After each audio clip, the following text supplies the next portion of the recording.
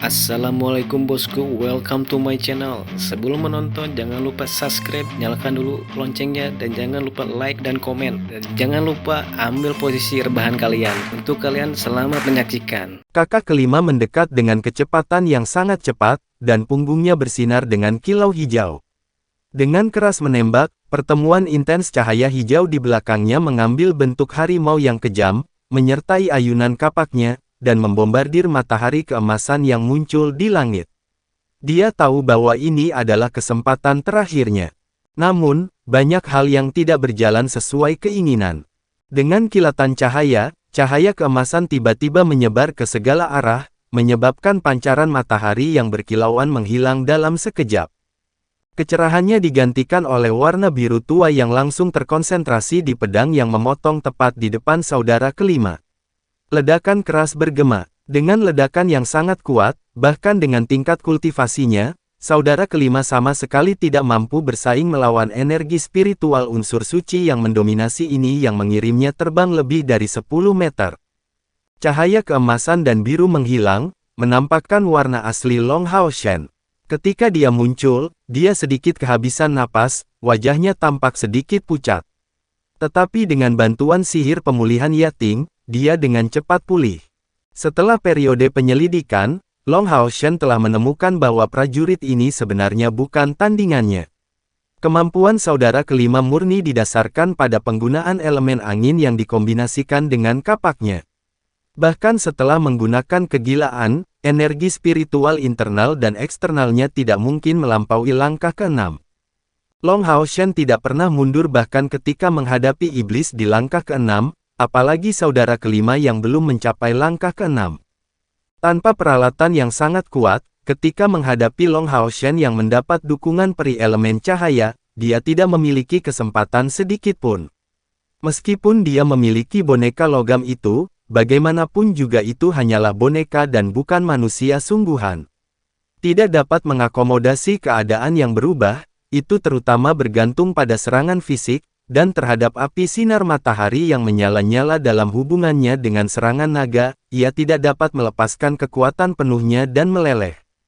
Pukulan terakhir Long Hao Shen adalah serangan Asura yang menghabiskan sejumlah 1000 unit energi spiritual.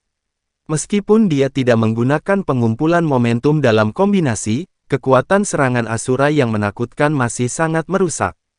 Jika bukan karena fakta Long Hao Shen membatasi serangannya, tubuh saudara kelima sudah akan terbelah menjadi dua. Dengan suara dang-dang dua kapak terbelah jatuh ke tanah. Ketika dikombinasikan dengan pedang Blue Rain Hibiscus of Light, bagaimana mungkin sebuah peralatan magis bisa melawan serangan Asura? Long Hao Shen tidak terus bertarung, hanya melihat saudara kelima yang merangkak di tanah perlahan. Penampilan saudara kelima saat ini benar-benar menyedihkan. Armornya benar-benar hancur dan hancur dari kekuatan serangan Asura, dan dia kehilangan senjatanya.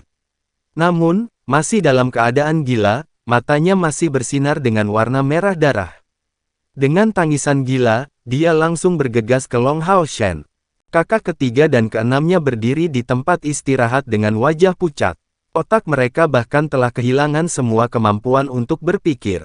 Menarik pedang Blue Rain Hibiscus of Light, dan mengeluarkan perisai ilahi, Long Hao Shen maju selangkah, mempersiapkan perisai ilahi untuk menghadapinya.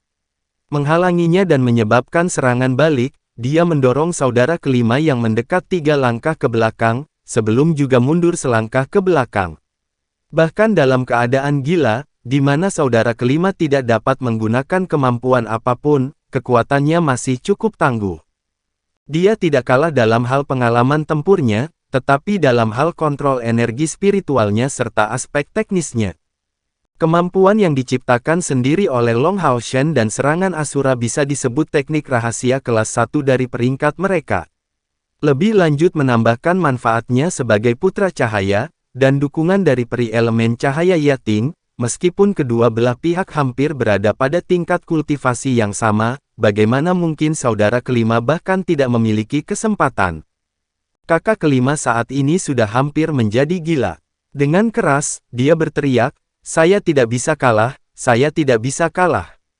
Ketika didorong ke belakang, dia segera bergegas menuju Hao Shen lagi, tanpa menunjukkan sedikit pun goyah. Dalam keadaan pikirannya yang gila saat ini, Long Haoshen tidak perlu menyia-nyiakan kekuatan apapun.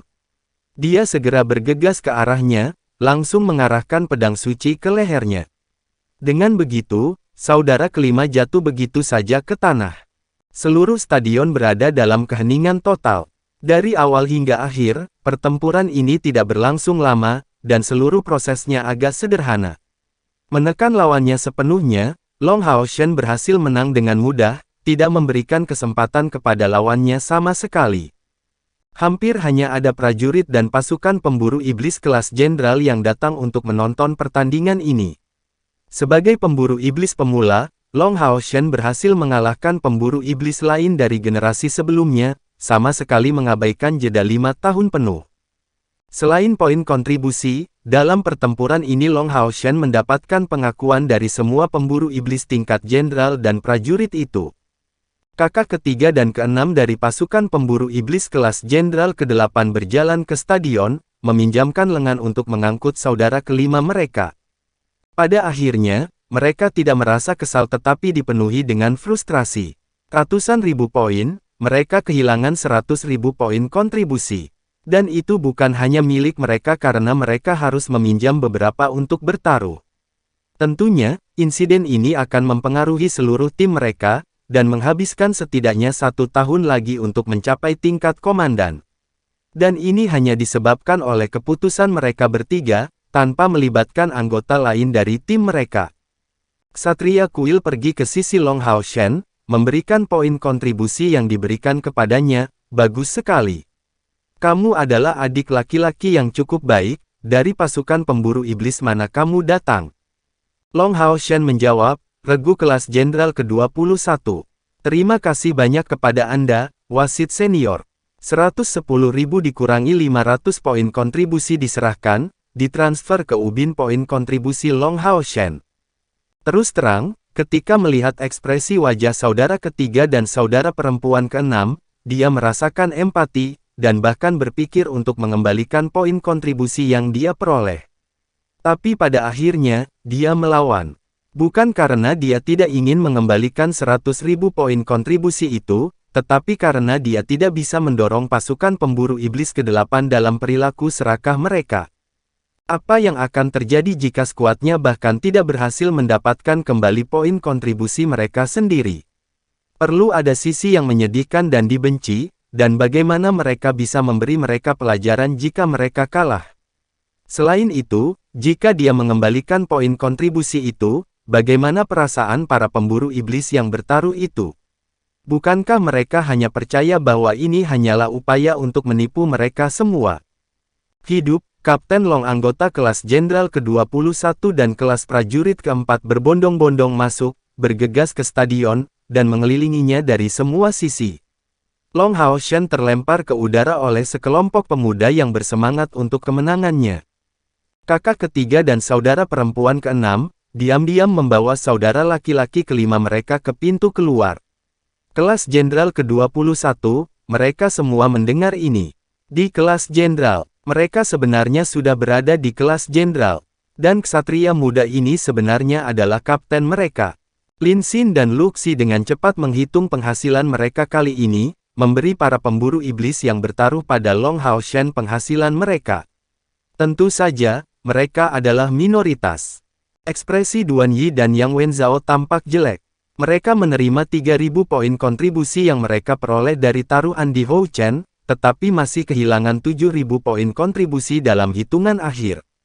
Favorit asli tertentu telah menderita kekalahan telak, dan tidak memiliki banyak yang tersisa, pergi dalam keadaan sedih. Dengan cepat, Lin Xin dan Luxi menghitung keuntungannya. Kali ini, total 230.000 kontribusi dipertaruhkan, dan setelah menyerahkan 30.000 di antaranya kepada para pemenang, mereka menghasilkan total keuntungan 200.000 poin kontribusi. Keuntungan yang dihasilkan Luxi dan Lin Xin melampaui total modal tim mereka, dan jumlah penghasilan mereka bahkan lebih besar daripada Long Haoshen sendiri, yang merupakan orang yang terlibat langsung dalam hal ini. Luxi hanya mendapat 20% darinya, tetapi meskipun demikian, ia memperoleh 40.000 poin kontribusi dari perubahan tersebut, sedangkan Long Hao Shen memberi anggota pasukan pemburu iblis kelas jenderal ke-21 dengan penghasilan yang sangat kaya, membuat jumlah total poin kontribusi tim mereka melampaui 300.000 poin kontribusi. Jangankan regu pemburu iblis kelas jenderal, bahkan pasukan pemburu iblis kelas komandan belum tentu memiliki begitu banyak poin kontribusi yang dikumpulkan pada saat yang sama jika mereka bukan veteran. Kaya, kita benar-benar menjadi kaya kali ini. Wahahaha. Lin Xin dengan bersemangat menari dan menggerakkan tangan dengan gembira. Rambut hijau gelapnya tergerai dari satu sisi kepalanya ke sisi lain. Ayo pergi, kita harus kembali. Hari ini tidak akan berhasil jika kita ingin pergi ke pusat transaksi. Long Hao Shen melambaikan tangannya, merangkul Keyer dan memimpin kelompok itu kembali ke villa. Setelah memenangkan begitu banyak poin kontribusi milik pasukan pemburu iblis lain, ini jelas bukan saat yang tepat bagi mereka untuk pergi ke pusat transaksi. Kelompok Luxi pergi dengan sangat gembira, merasa lebih tegas untuk menjaga hubungan baik dengan pasukan pemburu iblis kelas jenderal ke-21 mulai sekarang. Setelah kelompok Long Hao Shen kembali ke villa, melihat Lin Xin yang bersemangat, kata-kata Long Hao Shen selanjutnya adalah, mulai hari ini dan seterusnya, semua orang dilarang meninggalkan villa. Ini pelatihan mandiri selama 10 hari ke depan.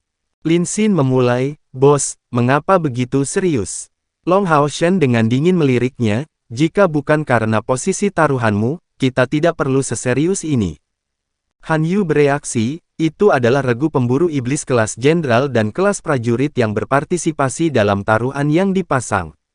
Sepertinya kita menipu orang lain, dan bagi mereka, 1000 poin kontribusi adalah jumlah yang cukup besar. Regu pemburu iblis harus memperlakukan satu sama lain sebagai teman, bukan musuh. Pelanggaran yang kami lakukan terlalu berat, saya benar-benar takut kami akan terisolasi untuk itu." Chen Yinger tampak tidak puas, "Jadi itu berarti tidak apa-apa jika mereka menang, tetapi tidak jika kitalah yang menang." Long Hao Shen menjawab, "Meskipun tidak akan separah antara pasukan pemburu iblis baru seperti kita harus tetap rendah hati untuk saat ini. Jika tidak, terisolasi tidak akan terasa baik bagi kita. Sederhananya, jika semua pemburu iblis berhenti menjual barang kepada kami, bukankah menurut Anda kami akan terpengaruh?" Chen Yinger cemberut tetapi tetap tenang. Long Hao Shen menjawab, "Poin kontribusi kami mencapai jumlah total 300.000, jadi artinya, kami bahkan memiliki poin kontribusi yang cukup untuk mempromosikan diri kami ke tingkat komandan. Anda tahu tentang kondisi Keyer.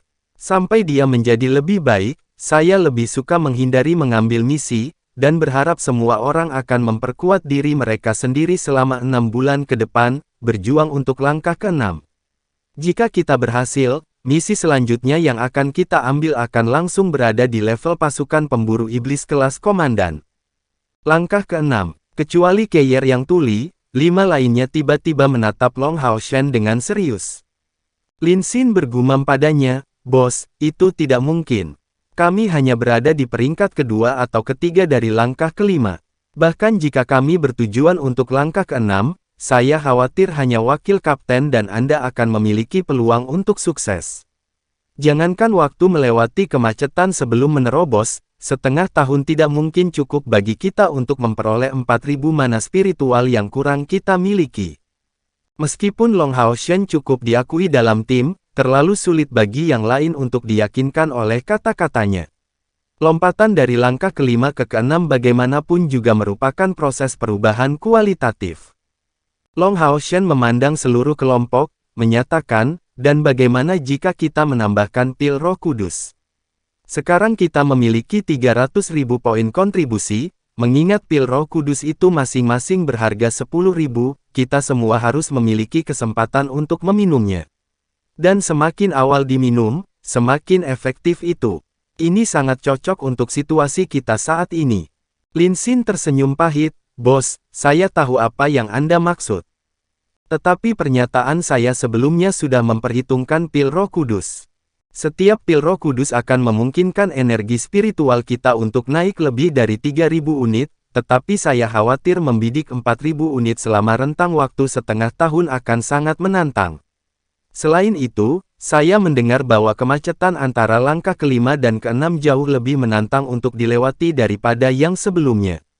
Ada banyak orang yang tinggal di kemacetan ini selama beberapa tahun tanpa bisa menembusnya. Bagaimana kita bisa melakukannya dengan mudah? Long Hao Shen terdiam, sepertinya merenungkan sesuatu. Semua orang dikejutkan oleh kata-kata Lin Xin, dan Sima Xian bergegas untuk menyatakan, "Bos, tidak ada masalah bagi kami untuk berlatih untuk jangka waktu 6 bulan, dan kami akan maju sebanyak yang kami bisa.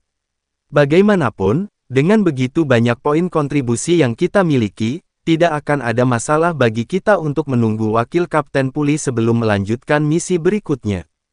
Long Hao Shen menggelengkan kepalanya, "Aku memiliki lebih dari 70% kepastian bahwa kita dapat menembus ke langkah ke-6 dalam jangka waktu setengah tahun. Saya telah memikirkannya, dan akhirnya memutuskan untuk membagikan informasi ini kepada kalian. Namun, saya harap semua orang akan merahasiakan ini. Jika tidak, jika rahasia ini bocor, itu akan menimbulkan komplikasi besar, dan mungkin menyebabkan kepanikan publik. Jika ini terjadi, pasukan pemburu iblis kita tidak akan bisa tetap ada." Wajah semua orang langsung syok saat mendengar ini. Meskipun kata-kata Long Hao Shen selalu masuk akal, karena dia mengambil nada yang begitu serius, ini hanya bisa menjadi masalah yang sangat serius. Sima Xian tampak tertekan, dan tidak bisa tidak bertanya, "Bos, tentang apa ini?" Pada akhirnya, Wang Yuan yang tidak menggumamkan sepatah kata pun sampai saat itu tiba-tiba mengangkat kepalanya, dan bertanya, "Mungkinkah itu terkait dengan gua berdesis menara itu?" Long Hao Shen diam-diam mengangguk. Han Yu menarik napas dalam-dalam, "Bos, saya mendengar kakek mengatakan bahwa menara ini adalah pada titik ini." Kata-katanya tiba-tiba berhenti, tetapi dengan suara tegas, dia terus berjalan, "Saya bersumpah bahwa saya tidak akan membocorkan rahasia apapun yang guru katakan kepada kita pada hari ini. Semoga hukuman surgawi menimpa saya, melarang saya selamanya untuk bereinkarnasi jika saya melanggar sumpah ini." Yang lain juga memahami situasi ini dan mereka semua selain Keir bersumpah. Mereka semua menyadari keseriusan masalah ini, sambil merasakan kemungkinan yang dijanjikan kata-kata Long Hao Shen. Melihat semua orang di sekitarnya, Long Hao Shen berkata dengan nada tegas, seperti dugaan Yuan, "Saya sedang berbicara tentang menara itu. Sebenarnya, saya harus berbohong kepada Luxi serta aliansi. Dengan bantuan Hao Iwe, saya berhasil masuk ke menara ini, dan menemukan di dalamnya sebuah rahasia besar. Menara ini disebut Menara Kematian." Saat dia berkata begitu, dia melepaskan ikatan bagian depan jaketnya, memperlihatkan liontin melodi abadi di dadanya. Menara peristirahatan abadi, yang dikenal sebagai Menara Kematian, adalah sesuatu yang ditinggalkan 10.000 tahun yang lalu oleh seorang pengendali arwah bernama Elux. Pengendali arwah ini mengklaim gelar pengendali mayat suci dan bencana tidur. Dan Menara Kematian ini dipenuhi dengan aura kematian yang kuat. Seperti yang dikatakan Kepala Ksatria Suci Han Qian, tim mereka bisa disebut tim pangeran dan putri yang lengkap, sehingga pengetahuan mereka secara alami jauh lebih baik daripada orang lain. Mendengar kata pengendali arwah dari mulut Long Hao Shen sendiri, semua orang tidak bisa menahan diri untuk tidak menatap kosong. Di kedalaman otak mereka, sebuah legenda yang tertutup debu sepertinya langsung diingat. Kata-kata pengendali arwah memberikan kejutan yang terlalu besar bagi semua orang dari pasukan pemburu iblis kelas Jenderal ke-21 ini. Wajah mereka tampak benar-benar dipenuhi dengan keterkejutan. Long Hao Shen melepaskan pelindung suci, mengisolasi ruangan dari dunia luar. Di dalam area aman ini, dia memberitahu mereka tentang detail sebenarnya tentang pengalamannya di dalam Menara Kematian. Karena dia sudah membuat keputusan ini, dia tidak menyembunyikan apapun dari mereka. Seluruh proses ini tidak memakan waktu lama, dalam waktu kurang dari setengah jam Long Hao Shen memberitahu mereka semua yang benar-benar terjadi di dalam gua berdesis. Di villa yang tenang ini terisolasi dari suara eksternal, kisah Long Hao Shen tidak hanya memberi mereka banyak kejutan, tetapi juga memperluas wawasan mereka. Detail kecil tentang pengendali mayat suci Elux ini sebenarnya ternyata memiliki elemen cahaya suci menyebabkan mereka berada dalam keadaan sangat terkejut. Bagaimana pengendali arwah bisa berafiliasi dengan elemen cahaya suci? Long Hao Shen tetap diam setelah menceritakan kisahnya. Dia tahu bahwa rekan-rekannya akan membutuhkan waktu untuk mencernanya. Setelah hampir seperempat jam, Lin Xin akhirnya bertanya dengan suara, "Bos, apakah Anda berencana untuk membawa warisan pengendali arwah ini?" Long Hao Shen menggelengkan kepalanya, "Tentu saja tidak. Terlepas dari atribut apapun yang mereka gunakan, mereka pada akhirnya adalah pengendali arwah, yang sebelumnya membawa bencana besar ini bagi umat manusia. Jika bukan karena mereka, kita tidak akan mengalami kesulitan seperti itu untuk menghadapi ras iblis. Bagaimana saya bisa menerima untuk mempelajari kemampuan yang digunakan oleh para pengendali arwah itu?" "Bos, saya pikir kata-kata itu mungkin salah." Sima Xian melanjutkan, "Perbuatan buruk dilakukan oleh orang-orang dan tidak terkait dengan kemampuan mereka. Bahkan kemampuan kita saat ini dapat digunakan untuk membunuh orang, bukan? Pengendali arwah adalah kelompok jahat, tetapi jika kemampuan mereka dapat digunakan untuk hal yang benar juga. Misalnya untuk menangani iblis, saya percaya bahwa tidak akan ada yang salah dengan itu. Karena pengendali arwah suci ini memilih Anda sebagai penggantinya, saya yakin Anda tidak boleh membiarkan kesempatan yang begitu baik berlalu begitu saja. Selama itu bisa membantu kita memusnahkan iblis, apa masalahnya? Kita memusnahkan iblis, apa masalah?"